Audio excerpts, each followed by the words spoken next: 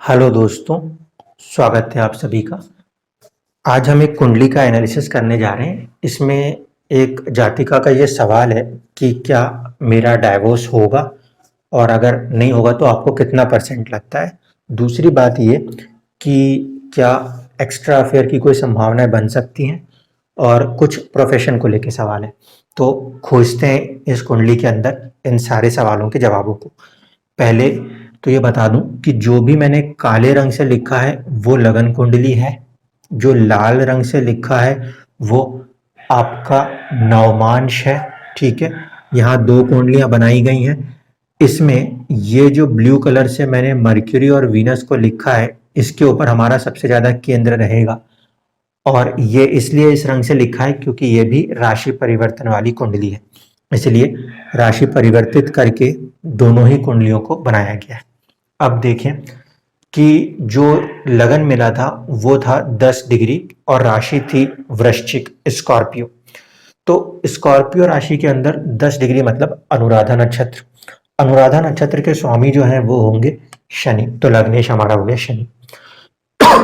हमारा लग्नेश जो है वो पहले तो मूला के साथ कंस्ट्रक्ट हुआ। इसका मतलब है कि सोच जो है वो पहले कुछ इस तरह से काम करेगी कि चीजों को खराब करेगी, डिस्ट्रक्ट करेगी, डिस्ट्रॉय करेगी, और बाद में फिर वही सबकॉन्शियस चीजों को कुछ बेहतर करने की भी कोशिश करेगा। क्यों? क्योंकि ये मूला नक्षत्र की प्रवृत्ति है। पहले चीजों को बर्बाद करता है वो, और फिर जाके वो चीजों को धीरे धीरे करके ठीक करना शुरू करता है। तो यहाँ पे लग्नेश का इस नक्षत्र में आ जाना ये थोड़ा सा नेगेटिव है, लेकिन नक्षत्र का स्वामी जो है वो अपने से 9th गया है, तो उतना ज्यादा डिस्ट्रॉय नहीं करेगा। साथ ही साथ इसके ऊपर गुरु का एस्पेक्ट है, तो थोड़ा सा आप अपने आप को कंट्रोल रख सकते हैं। शनि वक्री है तो कभी कभी आप अपने मूव्स को, अपने थॉट को, या उसकी आने वाली चीज़ों को जो भी उसके अधीन आती है वो थोड़ा सा आगे लेते हैं और कभी कभी वो कदम पीछे ले लिया करते हैं। ये आपके साथ एक दिक्कत हमेशा बरकरार रहेगी। तो ये तो हुई हमारी लगन को लेकर बात।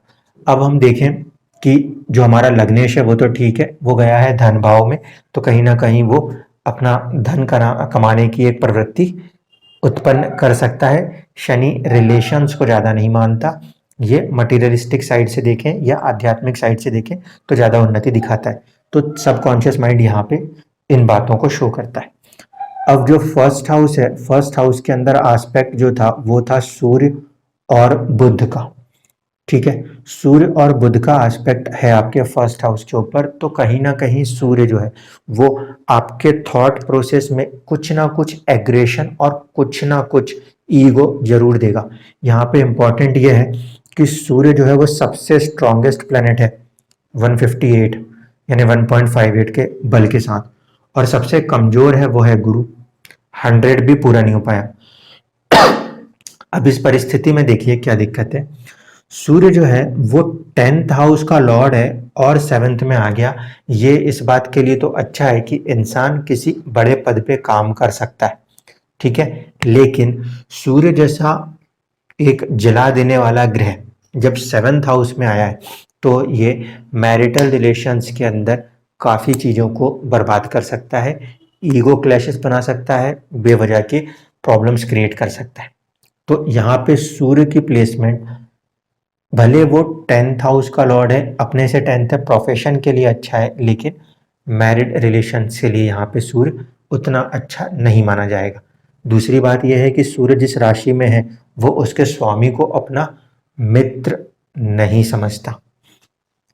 मंगल की भी चौथी एस्पेक्ट और आप मांगलिक भी हो। इस फॉर्मेशन को अगर आप ध्यान से देखोगे तो सूर्य बैठा हुआ और उसके ऊपर मंगल का एस्पेक्ट आ गया। अब कुछ लोगों का कहना होगा कि लग्नेश का एस्पेक्ट है तो अच्छा है, लेकिन नहीं, मंगल का एस्पेक्ट है तो मंगल यहाँ पे मूल त्रिकोण स्वामी जो है वो छठे भाव का, उसका एस्पेक्ट चीजों में दुश्मनी क्रिएट करा सकता है। तो ये मंगल का एस्पेक्ट भले वो लग्नेश हो कि कितना भी पॉजिटिव हो, ये नेगेटिव इम्पैक्ट जरूर कर सकता है। दूसरी चीज कि अब मैरिज के बाद चीजें एकदम से बदलेंगी, एकदम से बदलेंगी। क्यों? क्योंकि जो 8th हाउस का मालिक है वो आपके 7th हाउस में आके बैठा है। ये सबसे ज्यादा ड्रास्टिक पॉइंट होता है। जिन भी कुंडलियों में 8th हाउस का लॉर्ड 7th में आके बैठ जाता है तो आफ्टर मैरिज अचानक से ट्रांसफॉर्मेशन होता है और फिर ट्रांसफॉर्मेशन में इंसान अपने आप को ढाल नहीं पाता। तो यहाँ पे काफ़ी टाइम चाहिए चीज़ों को सॉर्ट आउट करने के लिए। मरकरी का यहाँ बैठ जाना और उसके बाद वीनस का यहाँ बैठ जाना, ये हो गया है राशि परिवर्तन। ये जो भाव है मैरिज को लेके हम देख रहे हैं तो इसका मिड पॉइंट लॉर्ड बनता था वो था चंद्रमा। चंद्रमा अपने से एक घर आगे गया, कोई ज़्यादा बुराई नहीं। वैसे चंद्रमा का 8वें घर में बैठना बहुत अच्छा नहीं, और दूसरी बात तो ये हवा की राशि है 3 नंबर मिथुन राशि, तो इसमें डिजायर्स थॉट्स बहुत ज़्यादा बढ़ा देगा। ये थोड़ा सा हमारे लिए नेगेटिव है, राशि प्रभाव नेगेटिव है, ठीक है। लेकिन 7th हाउस के लॉर्ड के साथ जब तक वो बैठा है तब तक हमें कोई परेशानी नहीं थी। क्यों? क्योंकि ये दोनों जब एक साथ मिलते हैं तब इस हाउस की कंप्लीट कर देते हैं। उसकी सोल चंद्रमा प्लस उसका जो बॉडी है वो कनेक्ट हो जाते हैं, यहाँ पे कोई दिक्कत नहीं। लेकिन जब ये कुंडली राशि परिवर्तित कर देती है ना तो फिर बहुत ज़्यादा तबाहियाँ मच जाती है। अब देखिए, राशि परिवर्तन वाले में लेके जाऊंगा और 2 मिनट में वो कारण समझाऊंगा। उसके पहले एक बार जरा नवमांश को भी समझ लेते हैं इस प्रोस्पेक्ट से। देखिए, जब ये फॉर्मेशन है कुंडली का तो नवमांश किस तरह से बन रहा है कि जो मैरिज हाउस का लॉर्ड है शुक्र, वो कहीं ना कहीं आपके लगन से कनेक्ट हो रहा है, थॉट प्रोसेस से कनेक्ट हो रहा है। यहीं पे आपका मंगल भी कनेक्ट हो रहा है, ठीक है, जो कि 6th हाउस का भी लॉर्ड है, वो कनेक्ट हो रहा है मंगल। साथ ही साथ राहु और केतु का फॉर्मेशन आ रहा है, यानी कि मैरिज के अंदर कहीं ना कहीं एक कार्मिक फैक्टर आ रहा था राहु और केतु का। दूसरी चीज है, मंगल के साथ केतु का फॉर्मेशन आ गया, मतलब कहीं ना कहीं इस भाव ने एग्रेशन ज्यादा ले लिया। और ये मैरिज में हाउस ऑफ डाइवोर्स तो है लेकिन ये थॉट प्रोसेस में जा रहा है, अभी वर्कआउट नहीं करेगा। शुक्र के साथ मंगल का कॉम्बिनेशन अगर आप देखना चाहते हो तो ये 7th हाउस और 1st हाउस का कॉम्बिनेशन है, उसमें प्रॉब्लम नहीं। लेकिन 7th हाउस का कॉम्बिनेशन 6th हाउस के साथ जब हो रहा है तो फिर मैरिटल रिलेशंस के अंदर लड़ाई झगड़ों की कंडीशंस दिखाई देती है या सेपरेट रहने की कंडीशन दिखाई देती है, क्योंकि मंगल सेपरेटिस्ट प्लेनेट है। जन्म के समय का सूर्य भी यहाँ पे मौजूद है, वो भी सेपरेटिस्ट प्लेनेट है। और तो और सूर्य का संबंध 4थे घर से हो जाता है नवमांश में, तो कहीं ना कहीं फैमिली के अंदर बहुत ज़्यादा एग्रेशन आ जाएगा। यहाँ पे नेगेटिव इम्पैक्ट ये हो सकता है कि मदर का जो सपोर्ट है वो उल्टा अपने को नुकसान कर जाए, ठीक है। ये चीज़ अपने को यहाँ ध्यान रखनी है। बुध जो है वो आपके 10th हाउस में जाता है, वहाँ पे वो प्रोफेशन के लिए ठीक ठाक है, लेकिन 8th हाउस का लॉर्ड होके 10th में जाएगा तो प्रोफेशंस में भी चैलेंजेस अप्स एंड डाउन्स देगा किस्मत में। तो यहाँ तक तो बात हो गई इन दो चीज़ों की। अब देखिए, सबसे ज़्यादा गलत अगर इसमें कोई ग्रह पड़ा तो वो पड़ गया है ये जुपिटर। ये जुपिटर 5th हाउस का लॉर्ड है, बहुत अच्छी बात है। ये जुपिटर इस कुंडली में 2nd हाउस का लॉर्ड है, वहाँ तक भी अच्छी बात है। लेकिन क्योंकि ये जातिका की कुंडली है और इसमें गुरु जैसे ग्रह का 6ठे भाव में आना, और वो भी मंगल की राशि जहाँ पे पैशन होता है उसमें आ जाना, ये गलत है। क्योंकि ये बेवजह की डिजायर्स देगा जो कि सीधे सीधे आपके 12th हाउस को देखती है, यानी कि फिजिकल प्लेजर्स की डिजायर ये जुपिटर बेवजह देगा। और तो और यही जुपिटर यही गुरु आपकी नवमांश में 12th हाउस से भी कनेक्ट होता है, ठीक है। ये 12th हाउस से कनेक्ट होता है, ये भी गलत चीज पड़ गई।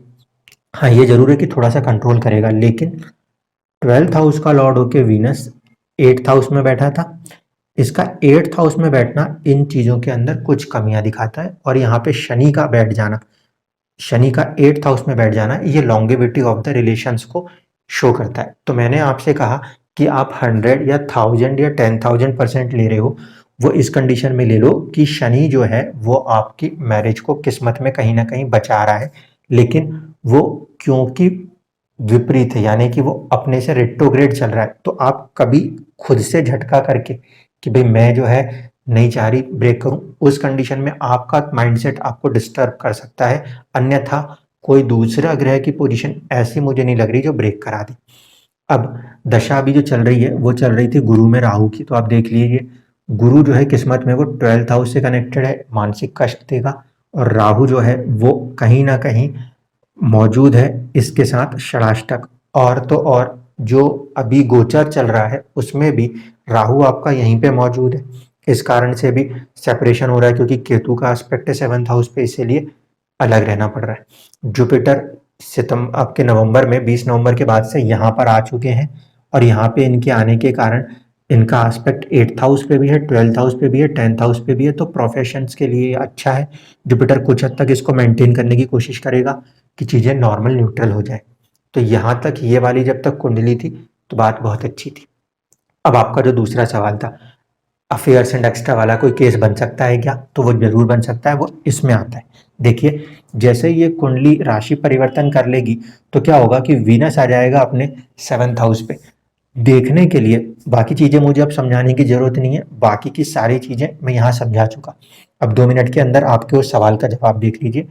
वीनस जब यहाँ पे फॉर्मेशन ले लेगा तो वीनस 7th हाउस का लॉर्ड है, बहुत अच्छी बात है, लेकिन वीनस किसके साथ कनेक्ट होगा? राहु के साथ कनेक्ट हो जाएगा। पहली दिक्कत तो ये, वीनस अगर राहु के साथ कनेक्ट होगा तो मैंने आपको एक पिछले वीडियो में कहा था, ये फॉर्मेशन क्या है, स्वाति नक्षत्र के साथ अगर ये कनेक्शन है तो 12th हाउस को बल बन जाएगा, और जब 12th हाउस को बल मिलेगा तो फिर वो फिजिकल डिजायर्स के लिए डिस्टर्ब करेगा। यहाँ पे यहाँ का स्वामी षडाष्टक हो रहा है, और 12th हाउस का मूल त्रिकोण का स्वामी जब भी 7th हाउस में कनेक्ट हो जाए तो ये नेगेटिव इम्पैक्ट कर सकता है फॉर एक्स्ट्रा मैरिटल थिंग्स के लिए। ठीक है, तो ये फॉर्मेशन राशि परिवर्तन के बाद ये फॉर्मेशन बेवजह के ऐसे रिस्क दे सकती है जहां पे इंसान गलत कदम उठा ले। ऊपर से गुरु का जो फॉर्मेशन और एस्पेक्ट है वो भी उसको बढ़ावा दे रहा है, इसलिए यहाँ पे काफी कंट्रोल होना पड़ेगा। मर्क्यूरी जैसे ही 8th हाउस में जाता है तो फिर मर्क्यूरी भी, ये भी हमने कहा था कि ये उसी नेचर का है। यहाँ पे शनि जरूर रोकने की कोशिश करेगा, लेकिन मर्क्यूरी जो है वो बहुत ही सडन डिजायर्स देता है। 3 नंबर की राशि जहां भी आए वो चीजें बहुत ही ज्यादा डायनामिक स्पीड से चाहिए होती।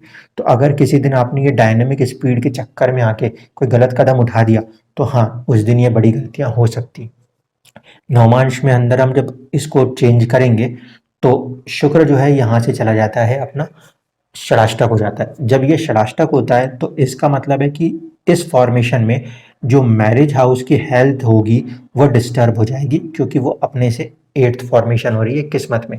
इसीलिए भी हम कह सकते हैं कि यहाँ पे आपको एक काफी लंबा समय तक सेपरेट रहना पड़ रहा है। सेम चीज हम यहाँ पे भी देखें तो 8th हाउस का लॉर्ड होके जैसे ही ये ट्रांसफॉर्मेशन आता है तो मर्क्यूरी उच्च का हो जाता है।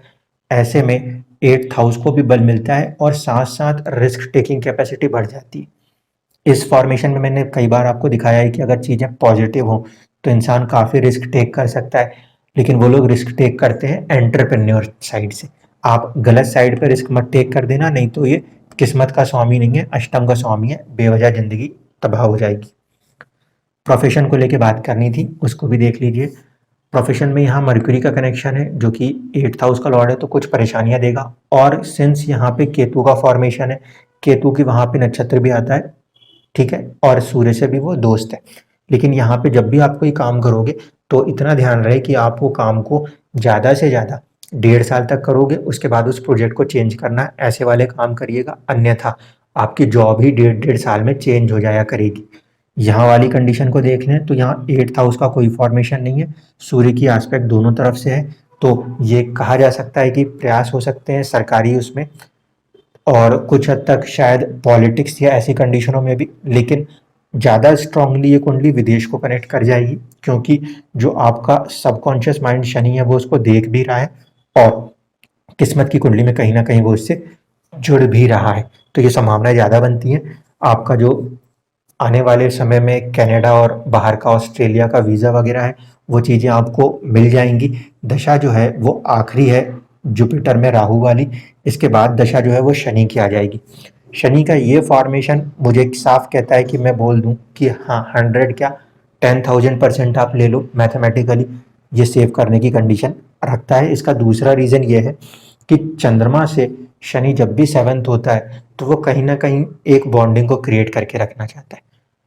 इन 2 हाउसेस की गलतियां बेवजह के प्रॉब्लम्स को क्रिएट कर सकती हैं, उससे आपको संभल के रहना है, नहीं तो फिर बेमतलब में यही शनि रहेगा। मैं कहूँगा मूला नक्षत्र था और शनि वक्री था, नहीं समझ पा रहा था और उसने गलत कदम उठा के अपनी ज़िंदगी अपने हाथों से तबाह कर दी, क्योंकि वो होगा मूला नक्षत्र।